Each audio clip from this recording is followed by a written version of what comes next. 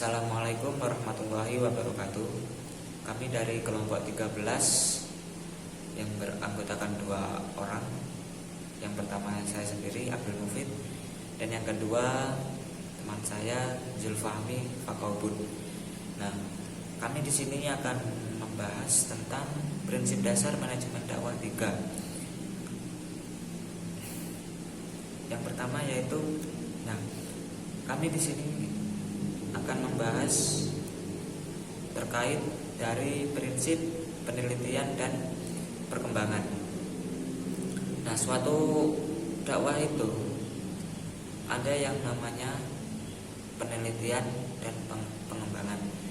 Nah, kenapa kok dalam dakwah itu ada yang namanya penelitian dan pengembangan? Ya, supaya dakwahnya itu bisa meningkat dan menjadi lebih baik.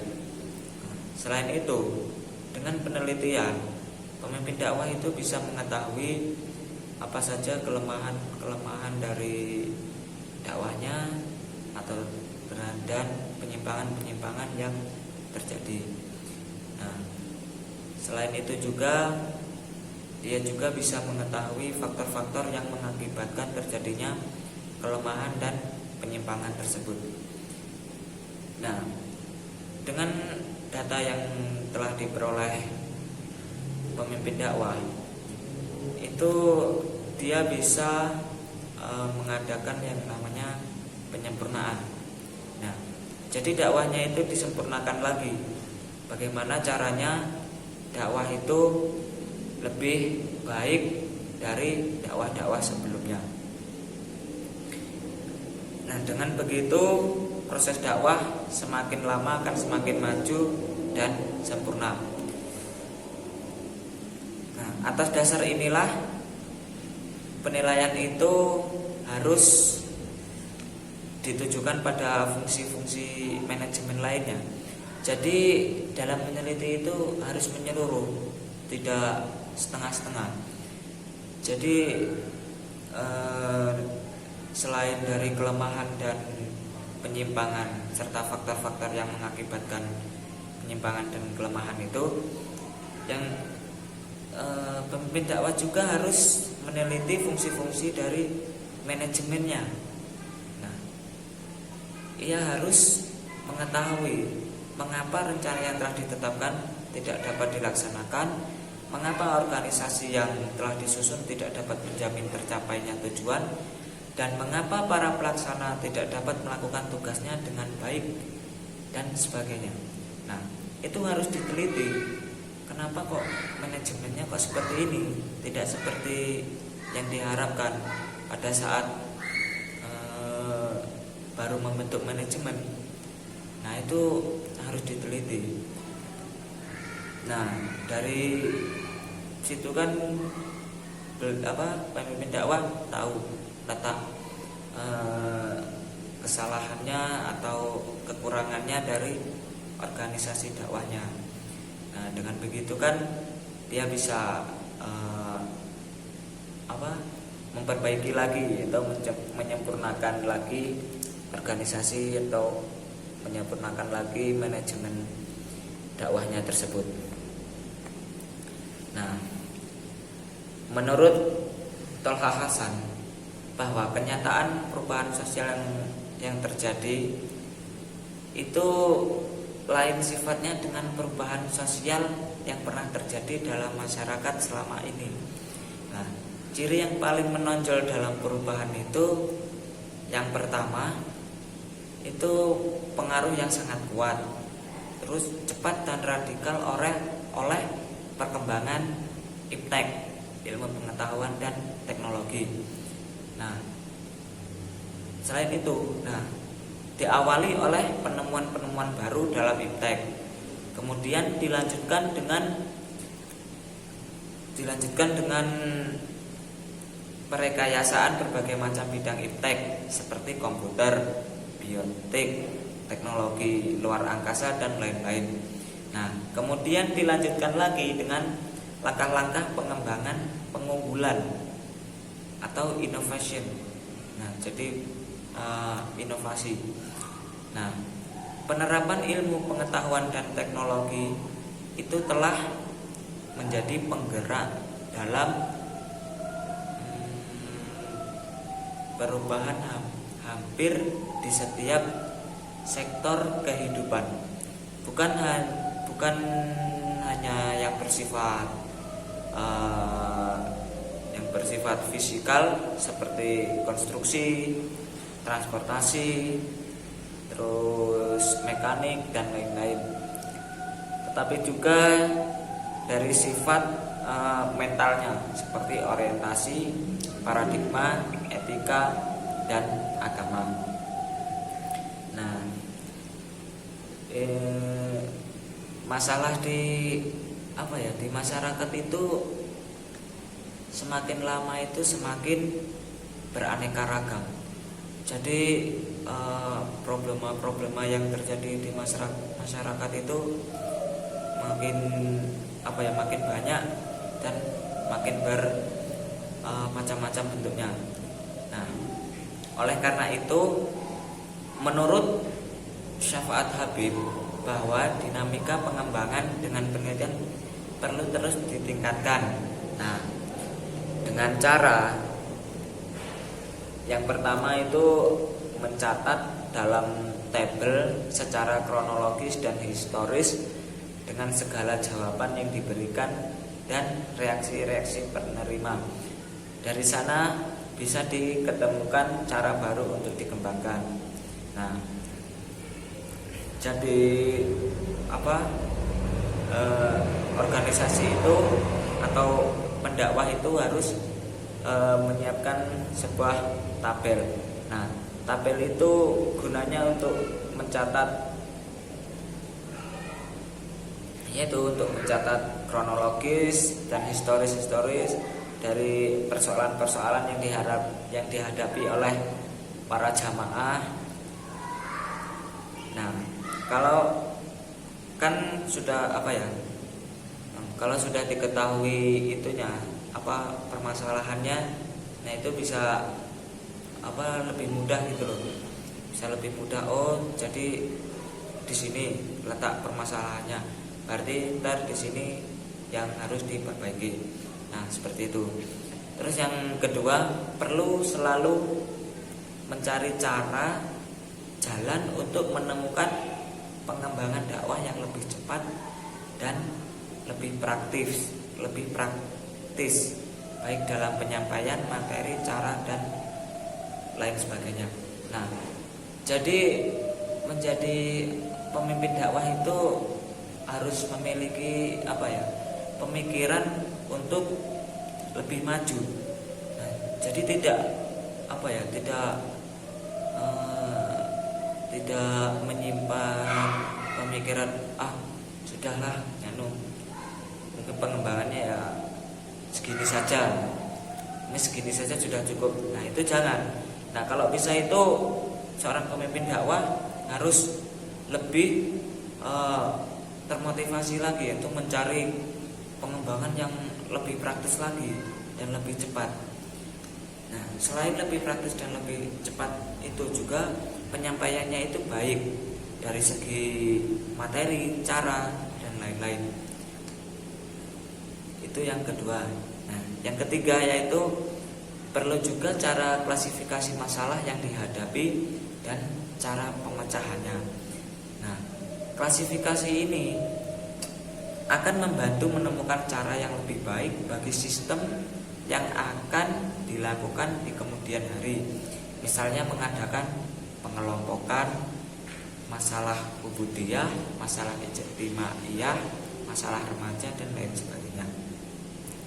Nah, dan yang keempat, mencari keluhan-keluhan masyarakat yang bisa dicarikan pemecahannya melalui ajaran dakwah agar manusia dapat mengatasi keluhan diri sendiri. Nah, jadi menjadi seorang pendakwah itu kita itu harus berusaha mencari apa sih yang ada yang dikeluhkan oleh para masyarakat atau para jamaah itu. Nah, kita itu harus berusaha mencari. Nah, Itu kalau kita sudah menemukan para jamaah atau para masyarakat itu yang dikeluhkan di sini. Nah, kita sebagai para pendakwah itu mencarikan solusi atau jawaban untuk memecahkan keluhannya itu, agar para jamaah atau para masyarakat itu bisa mengatasi keluhan-keluhan tersebut. Nah, yang selanjutnya, yang kelima, yaitu menemukan situasi-situasi abnormal dalam masyarakat, kemudian mencari pemesahannya melalui dakwah. Jika perlu, mengadakan penelitian terhadap background keadaan yang menjadi penyebabnya. Nah, misalnya ini, bagaimana dakwah menghadapi masalah kenakalan remaja, terus menghadapi isu abortus yang berkembang dalam masyarakat, menghadapi keluarga berencana sebagai keharusan warga negara, dan lain-lain sebagainya. Nah, seperti itu, kita harus menemukan situasi-situasi seperti itu di dalam masyarakat dan berupaya untuk memecahkannya. Nah, selanjutnya yaitu mengadakan analisa secara kualitatif dan kuantitatif untuk menemukan jawaban apakah sebenarnya problema tersebut yang berkembang dalam masyarakat itu. Nah, dengan analisa yang tepat, maka dakwah harus menemukan jawaban terhadap problema yang mungkin oleh masyarakat sendiri masih tanda tanya besar. Nah, kita itu harus mengadakan yaitu kita harus mencari menemukan suatu jawaban dari problematika dari masyarakat yang sekiranya itu di masyarakat itu masih tanda tanya besar gitu loh. Nah, kita itu harus berusaha menjawab dari ketidakpengetahuan para jamaah atau para masyarakat itu. Nah, selanjutnya yaitu apabila terjadi suatu kejadian oleh umum itu dianggap benar. Nah, tetapi menurut pandangan dakwah itu masih perlu ada koreksi. Nah, maka dipertanyakan dulu mengapa hal itu kok bisa terjadi di masyarakat umum. Nah, jadi tidak semata-mata langsung dikatakan itu tidak benar, itu yang kayak gitu. Nah, langsung mengeluarkan fatwa itu langsung dikatakan itu tidak benar, itu tidak benar. Nah, itu yang gini, yang benar tuh kayak gini, yang salah yang itu enggak. Jadi itu pendakwah itu dia kayak bermusyawarah dengan itunya masyarakat atau dengan jamaah itu mencari mengapa kok kejadian ini bisa terjadi. Nah, gitu. Nah, setelah itu baru dicarikan solusinya seperti itu. Nah, terus yang selanjutnya yaitu seringkali diperlukan penentuan bagaimanakah dan mengapa dakwah harus dikembangkan dalam masyarakat. Nah, hal ini untuk memperbaiki segi fungsional dakwah itu sendiri dalam masyarakat manusia. Nah, selanjutnya yaitu persoalan timing dakwah itu dilancarkan dalam suatu kelompok masyarakat juga memerlukan ketepatan baik dalam prioritas isi, cara, alat yang digunakan maupun penampilan pendakwah sendiri. Nah, kenapa demikian? Ya, karena hal ini akan menentukan kegunaan dakwah itu. Maka harus dicarikan jawaban atas kapan dakwah harus diberikan, terus perlu diketemukan daerah yang operatif untuk dakwah tertentu dan dakwah yang tidak operatif. Timing perlu untuk dakwah di daerah yang baru mengenal dakwah, kaum intelektual yang masih baru mempertanyakan perlunya agama bagi manusia dan lainnya. Ya, jadi ini sama seperti melihat kondisi. Nah, jadi saat berdakwah itu kita melihat kondisi lingkungan tersebut. Nah, jadi kalau kita bisa menyesuaikan dengan lingkungannya atau dengan para jamaah, para masyarakatnya di situ. Nah, saat kita berdakwah pun itu bisa enak, itu bisa bisa masuk dan bisa diterima di kalangan para jamaah dan para masyarakat tersebut kalau timingnya tepat. Itu selanjutnya yaitu penentuan di manakah suatu topik atau subjek yang perlu disampaikan dan yang tidak perlu disampaikan. Nah, ini kan kebanyakan kalau dilihat dari realita lah, pendakwah yang sekarang kan kebanyakan entah itu baik apa tidak itu entah itu dampaknya itu loh, itu baik apa tidak dengan jamaahnya itu ya udah dia tetap disampaikan. Jadi apa yang disampaikan, jadi apa yang ada di pikirannya itu disampaikan. Kan seharusnya kan kalau misalnya dari segi ini kan itu seharusnya kan yang harus disampaikan itu yang seperti apa sih. Nah, sekiranya itu baik apa enggak untuk para jamaah. Nah, itu baik apa enggak. Nah, sekiranya kalau itu baik ya disampaikan. Kalau misalnya kurang baik ya sebisa mungkin ditahan. Jadi kita tahu batasan, tahu topik atau subjek yang perlu disampaikan atau tidak. Nah, selanjutnya yaitu penelitian mengenai cara yang pernah dipakai. Nah, di sini itu kita melakukan penelitian. Nah, yang diteliti itu cara penyampaiannya itu masih menggunakan cara yang lama atau cara yang baru. Nah, itu diteliti. Oh, ternyata cara yang lama itu masih efektif. Nah, berarti kita tidak memerlukan cara yang baru. Nah, akan tetapi bila cara yang lama ini sudah tidak efektif, itu membuat para jamaah itu bosan. Nah, para pendakwah itu bisa menggunakan cara penyampaian yang baru seperti itu. Selanjutnya yaitu konsepsional, perlu pula mendapatkan perhatian. Apakah tepat untuk disampaikan kepada suatu objek dakwah atau tidak?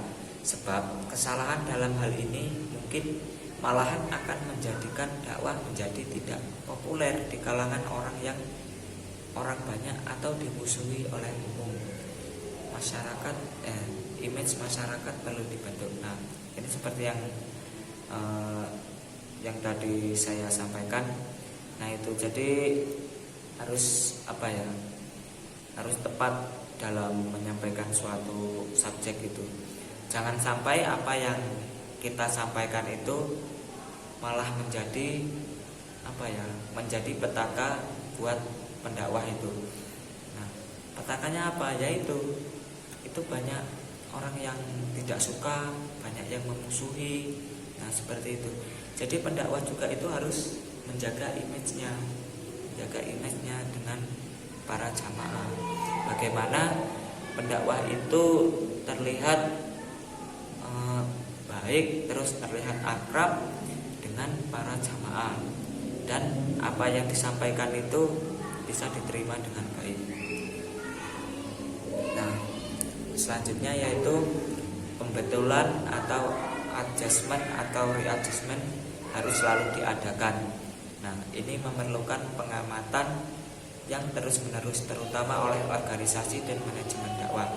Nah, hal ini ya sangat penting untuk dilakukan. Jadi setiap saat itu, entah setiap minggu atau ada setiap berapa hari itu itu selalu diperbaiki gitu loh, entah dari segi organisasinya, entah dari segi manajemennya. Jadi tidak hanya stuck diam pasif di tempat itu, enggak. Jadi itu berupaya untuk selalu mencari perbaikan gitu loh, selalu diperbaiki, entah dari organisasinya, entah dari manajemennya, agar hasilnya itu bisa sempurna. Nah, kemudian perlu mempertimbangkan seluruh kekuatan masyarakat dalam hal kekuatan fisik maupun kekuatan kejiwaan mereka, dalam kemampuan mereka menerima dan mendukung serta menjadi landasan mengembangkan dakwah untuk selanjutnya. Sebab setiap kekuatan tentu ada efeknya. Selanjutnya yaitu dakwah perlu terus meningkatkan kemampuan dalam penelitian dan pengembangannya dalam mengadakan studi kemasyarakatan. Selanjutnya yaitu sebagai organisasi pembentuk masyarakat, maka dakwah adalah usaha besar kemasyarakatan yang mempunyai banyak aspek. Oleh sebab itu selalu diperlukan brainstorming atau pengarahan otak ke para pendukungnya yang berfokus pada kekuatan organisasi dan manajemen dakwah.